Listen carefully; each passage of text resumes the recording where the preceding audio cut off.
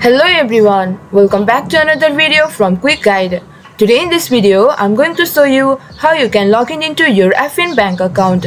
So follow some simple steps with me.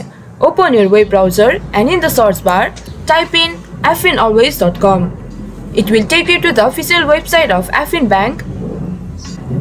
And here in this interface, you can see the login button at the top right corner. Click on it and click on Personal.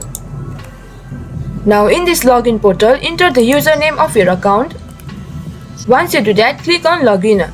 You will be redirected to the password section and from over there enter the password and you will be logged into your Affin Bank account. And in case if you guys forgot your password or username, you can click here Forgot Username and Forgot Password to reset it. And if you want to create a new account in Affin Bank, you can click here First Time Login. So this was for this video. This is how you can log in into your Affin Bank account. Hope you guys understand and find our video helpful. If you did, please do not forget to hit the like and subscribe to our channel. And also hit the bell icon for latest videos and drop a comment for reviews and more content like this. I will see you guys again in our next video. Thank you guys for watching.